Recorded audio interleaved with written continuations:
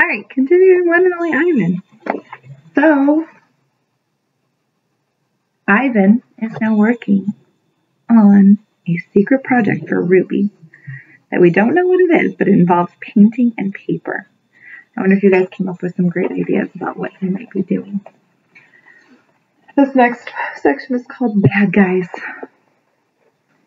Most of the day I doze. Late in the afternoon, Mac approaches. Bob slips under not tag. He prefers to keep a low profile around Mac. Mac's gaze falls on my pool. A corner of one of my paintings is visible. "What's that, big guy?" he asks. I calmly eat an orange, ignoring him, but my heart is racing. Mac kicks at my plastic pool. Underneath it all are all of the paintings. Mackie yanks on a piece of paper. It slips out easily, and he doesn't seem to notice the other paintings. The page is striped with green, which is what happens when, what two colors? Blue and yellow, paint get together. It's supposed to be a patch of grass. "Not bad. Where'd you get the paint anyway?" "George's kid," he considers. I'll bet I can get $30 for this picture. Maybe even 40. Mac turns on my TV. It's a Western. There's a human with a big hat and a small gun. He has a shiny star pinned to his chest. That means he's the sheriff, and he's going to be getting rid of all the bad guys. "If this sells quick, I'm getting you more of that paint, buddy," Mac says. He walks away with my painting, Ruby's painting. And for a moment, I imagined what it would be like to be the sheriff. Ad. "Good news, huh?"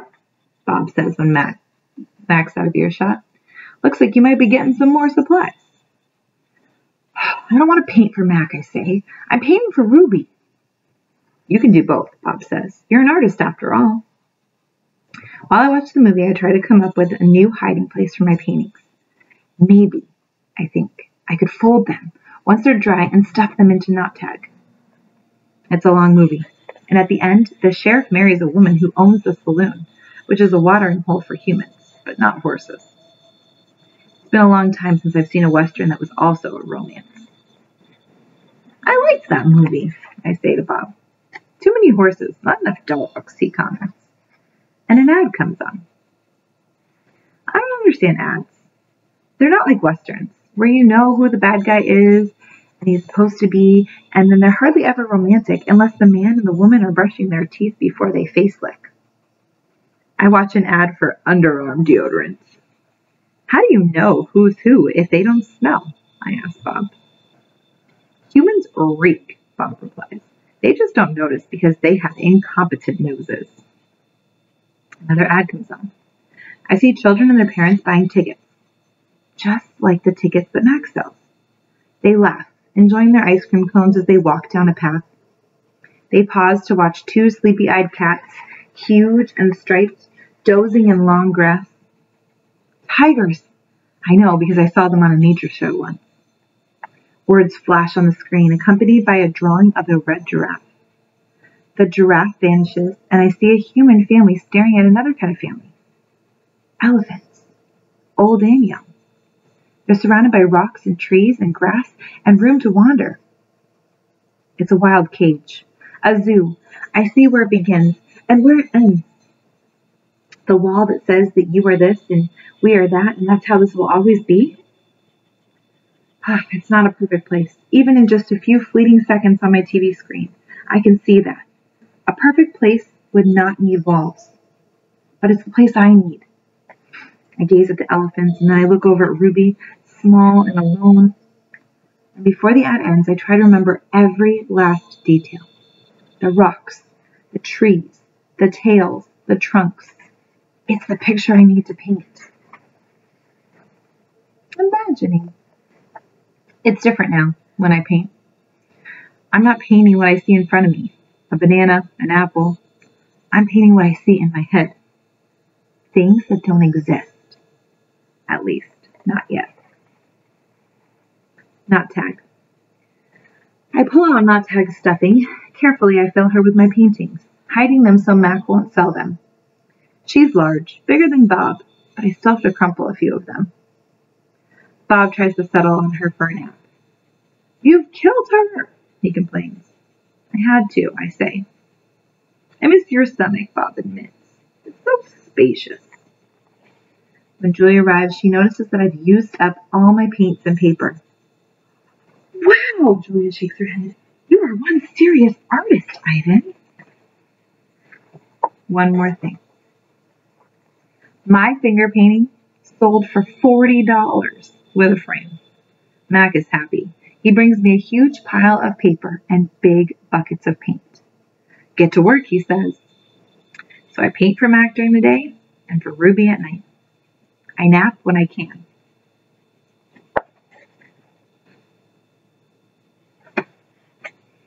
But my nighttime picture isn't quite right. It's big, that's for sure. When I place all of the pieces on the floor of my cage side by side, the cement is almost completely covered. But something is still missing. Bob says I'm crazy. There's Ruby, he says, pointing with his nose. There's a zoo. There are elephants. What's wrong with it? It needs one more thing, I say. Bob groans. You're being a temperamental artist. What could be missing? I stare at the huge expanse of colors and shapes. I don't know how to explain to Bob that this just isn't done yet. I'll just have to wait, I say, at last. Something will come to me, and then I'll know my painting is finally ready. The 7 o'clock show. During the last show of the day, Ruby seems tired. When she stumbles, Mac reaches for the claw stick. I tense up, waiting for her to strike back. But Ruby doesn't even flinch. She just keeps plodding along, and after a while, Snickers jumps onto her back.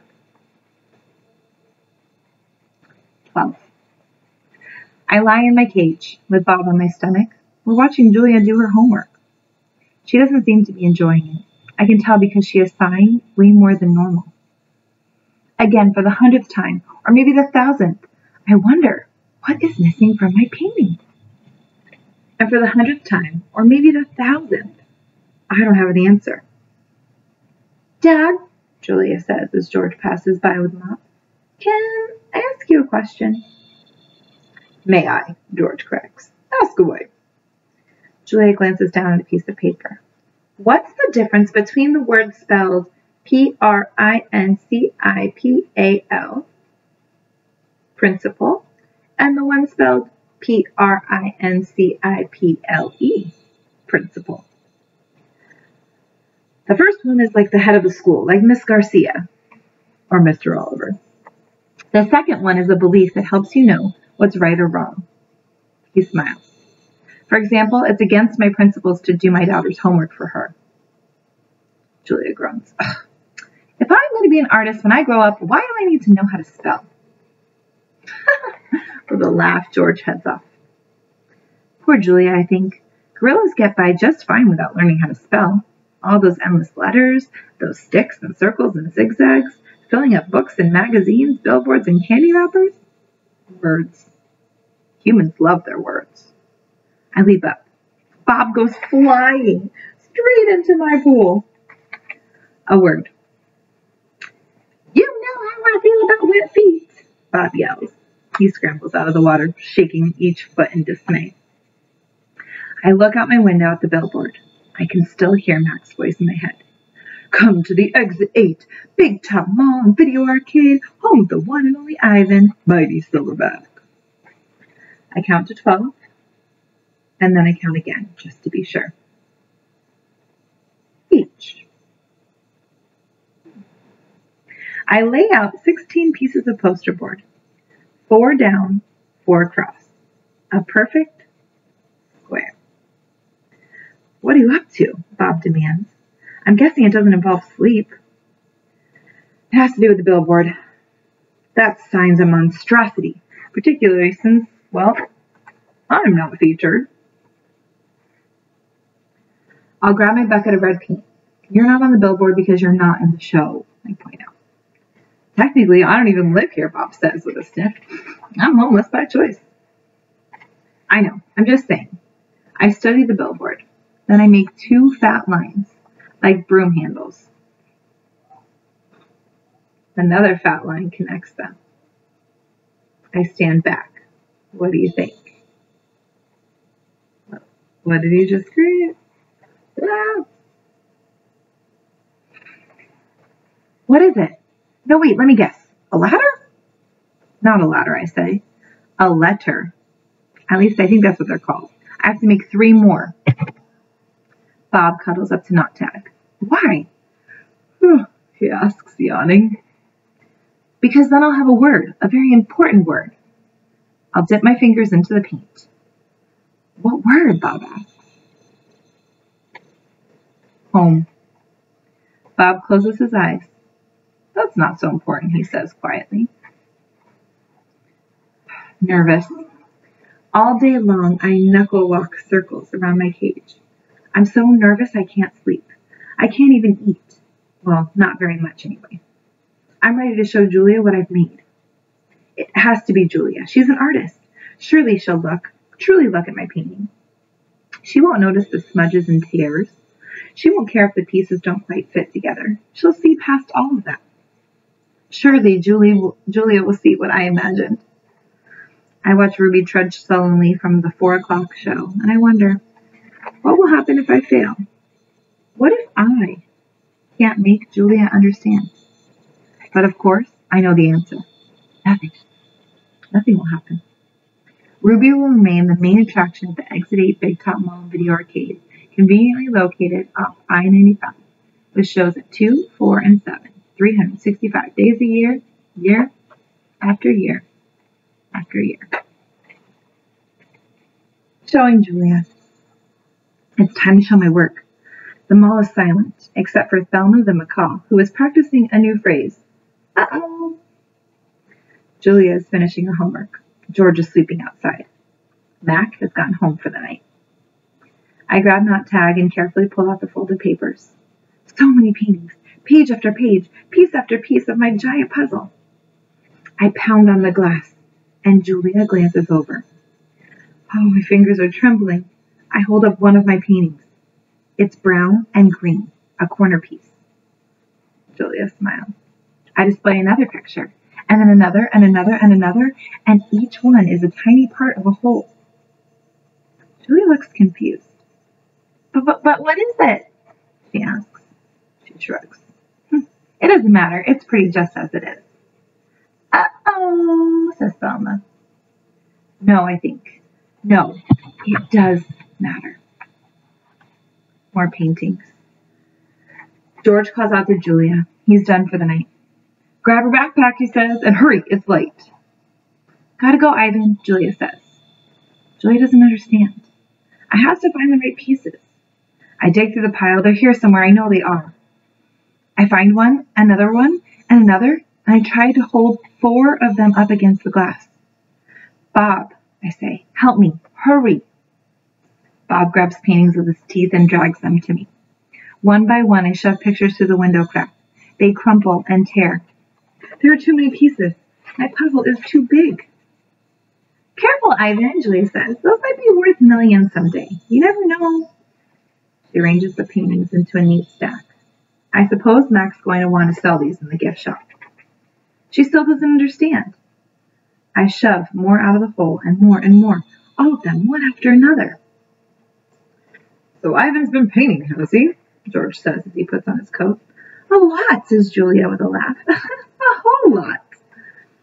You're not taking all those home with you, are you? George asks. I mean, no offense to Ivan, but they're just blobs. Julia thumbs through the towering stack of paintings. They might not be blobs to Ivan. Let's leave those by the office, George suggests. Mac will try to sell them. Although, why would anybody pay $40 for a finger painting that a 2-year-old could do? I don't know. I like Ivan's work, Julia says. He puts feelings into them. He puts his hair into them, George says. Julia waves goodbye. Night, Ivan. Night, Bob. I press my nose against the glass and watch her walk away. All my work, all my planning, just wasted. I look at Ruby, sleeping soundly, and suddenly I know she'll never leave the Big Top Mall. She'll be here forever, just like Stella. I can't let Ruby be another one at home. Okay, so I'm going to stop there and I want you to think about. He said that he's trying to write the word home, but he has all these other pictures to go with it. Think about what he saw in the ad. What do you think he's trying to tell to Julia, it seems like? Now she's getting all these paintings. Will she figure it out? Will she give them to Mac? I don't know what's going to happen. All right, see you next time.